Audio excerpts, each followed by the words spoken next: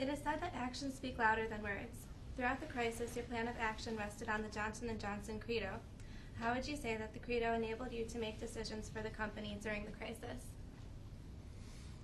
Well, the Johnson & Johnson Credo, written in 1943 by Robert Wood Johnson, is at the very heart of the culture of Johnson & Johnson.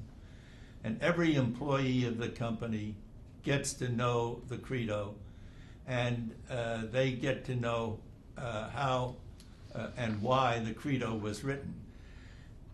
The Credo had 4 fundamental points to it, and it's all written on one page. The first is a responsibility to the customers. Secondly, a responsibility to employees. Thirdly, a responsibility to the communities where we work and where we live. And fourthly, a responsibility to the stockholders. At one time, I can remember being in a stockholder meeting with Robert Wood Johnson, the man who wrote the Credo, who at that time was chairman of the company. And someone in the back of the room stood up and said, Mr. Johnson, I see where you put the stockholder last. And they said, why are we last? And Robert Wood Johnson looked them in the eye and said, if the company performs the other responsibilities well, the stockholder will be well served.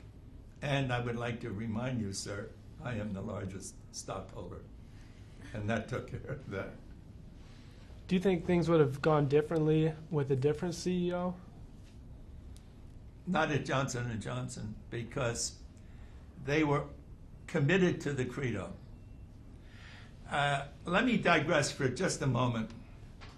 In 1976, Jim Burke was about to take over from Dick Sellers.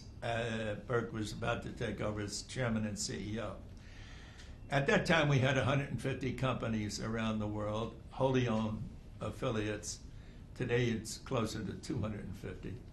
But on the walls of these plants around the world, in their own language, on the walls of offices around the world, the Credo hung, the one-page Credo. Burke began to worry whether or not people believed in the Credo as strongly as they should. So Burke said, look, before I become chairman, we are going to have a series of Credo challenge meetings. And we are going to ask the management of this company and the management around the world to debate and critique and make suggestions regarding the Credo.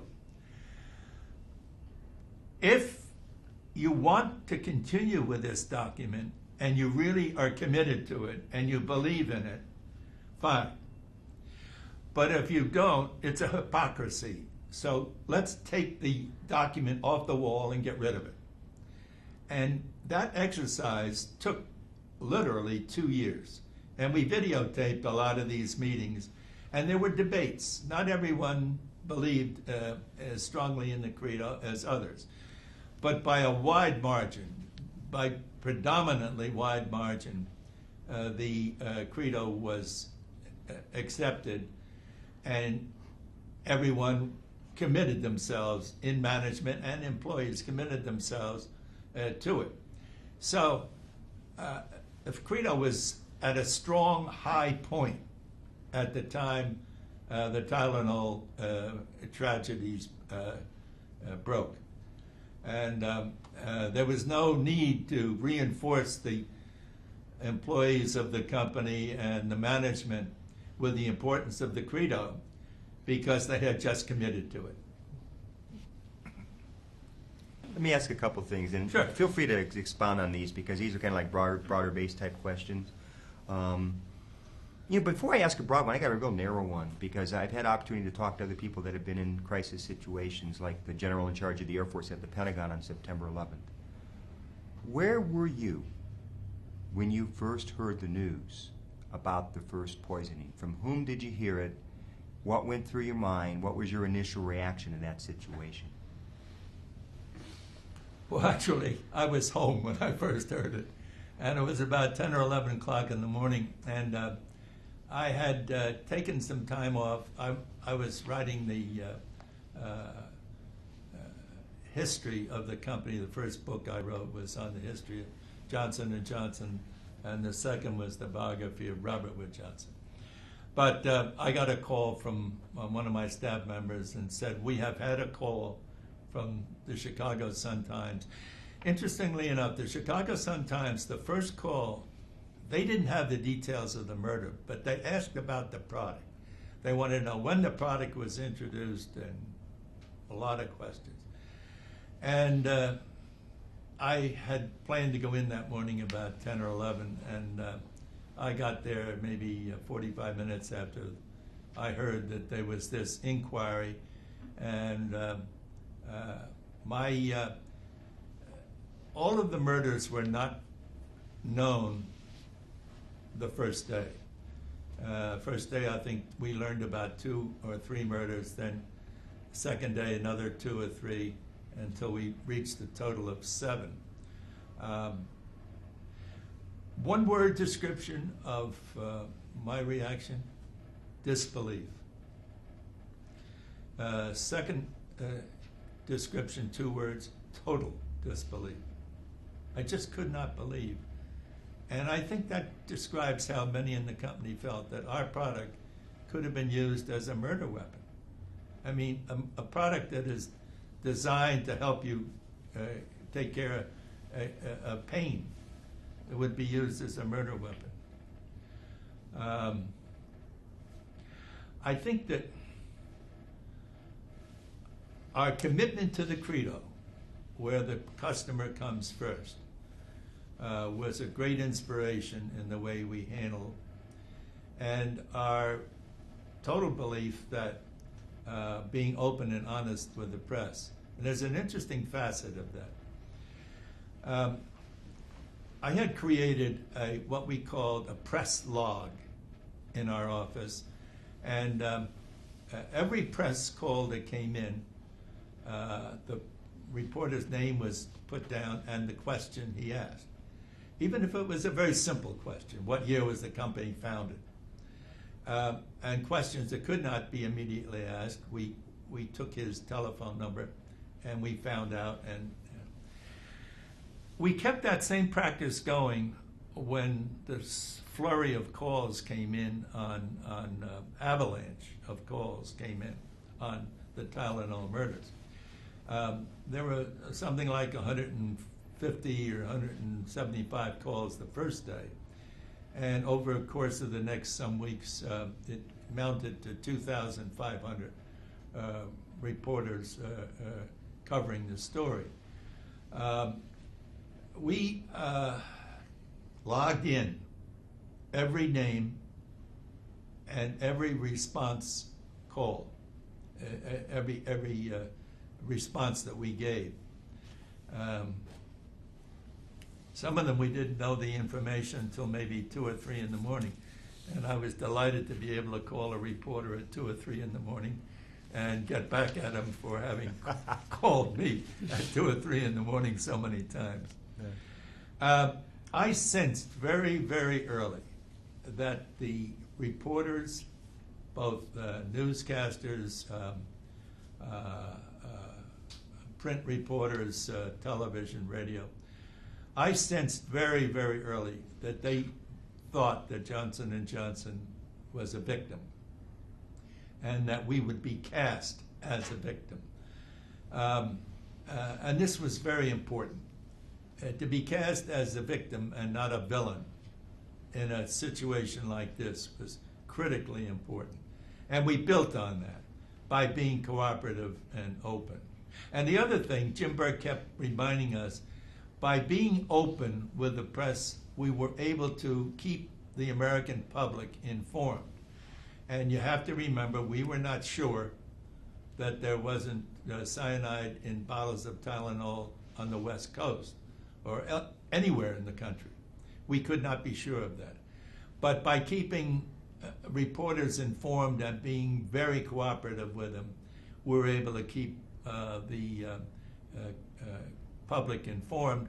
And that was another way of serving the customer, keeping them informed via the media. Mm-hmm. Jim Burke, you, the other members of that steering committee, you made a decision to recall that product voluntarily. In fact, if I read your book correctly and understand, you actually did it before the FBI and the FDA had reached that conclusion, and they actually didn't want you to do the recall, but you decided to go ahead and do that anyway. It was a prescient thing to do. It helped save the product, save the brand. What was the thinking behind that? And looking back, are you happy? Obviously, I mean, it was a good call, but what were the debate about that? Were there pros and cons in that steering committee about that decision? Well, the pros and cons, the debate took place in Washington with Jim Burke and the FDA and the FBI.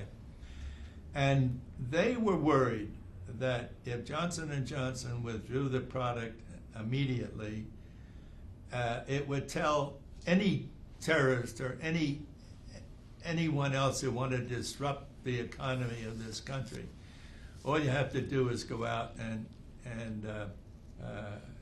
poison a product, and that product will be off the shelves. And you can understand the magnitude of that and what the impact would be if 5 products were poisoned the next week, and those 5 products had to come off. So they said, be careful and be cautious. We were compelled, we felt, by another obligation, and that was to the customer and the importance of demonstrating the Credo. Let me explain briefly. The Credo is a two-way street at Johnson & Johnson. The document is there, but every employee, and now there are 120,000 J&J employees around the world, every year or every 18 months, that employee gets a checklist in which they have the opportunity to rate their company, their J&J company, and their management and their department head on how well they perform the Credo responsibilities. And this survey comes back to New Brunswick, and there's a corporate staff that has been created for the sole purpose of evaluating employee responses. And what happens, the employees rate the department head and the company, and then the Credo survey team summarizes this and presents it to the department head. And all of this on the employee part is done anonymously. And they are given a certain amount of time to correct problems that are apparent, that they weren't doing this and they weren't doing that. And that's how the Credo works both ways. Both the management imposing the guidelines on the employees and the employees' feedback on the management. So it's a test both ways, and it's not a one-way street. On September 11th, 2001, when you heard the news about that, and then you heard the news that they were grounding all the airlines all over the country, did your mind roll back to September 30th, 1982?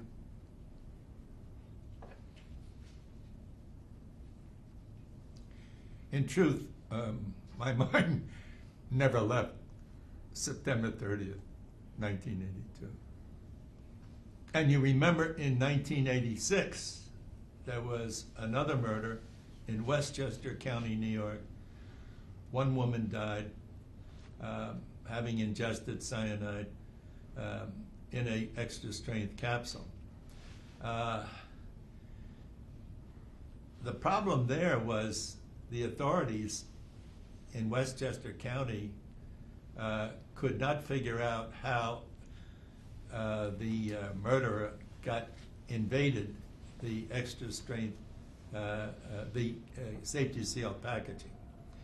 And they looked it over and looked it over and looked it over, and finally sent it to the FBI lab in Washington. And the FBI figured out how it was done. I won't give you details, but I can tell you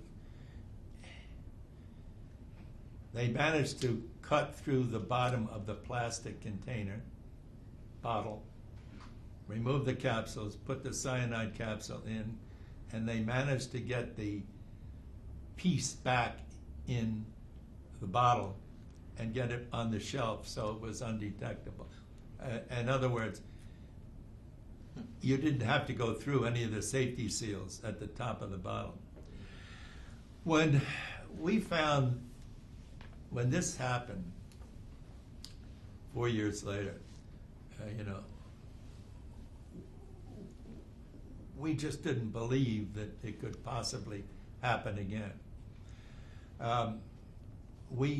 The strategy committee met again.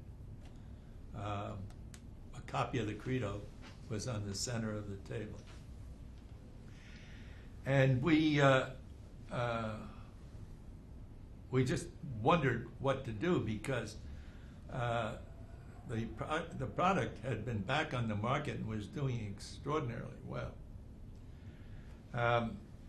We came to the conclusion, and Burke was at the lead on this. We came to the conclusion that there was no way that we could protect our customers from the capsule products. So we called a press conference. Actually, there were 2 or 3 press conferences, 3 days in a row. And Burke stood up and announced that no longer would any Johnson & Johnson company in the world sell products, over-the-counter or prescription products, in safety seal, in capsule format. And that was done. I failed to mention earlier that while we think of this as a we thought of Tylenol as a U.S. problem. The product was sold in 23 countries. And the day it broke in Chicago and in New Brunswick, they were removing product from the shelves in 23 countries. And airports such as Orly and Paris, the loudspeakers were blaring as people got off the plane.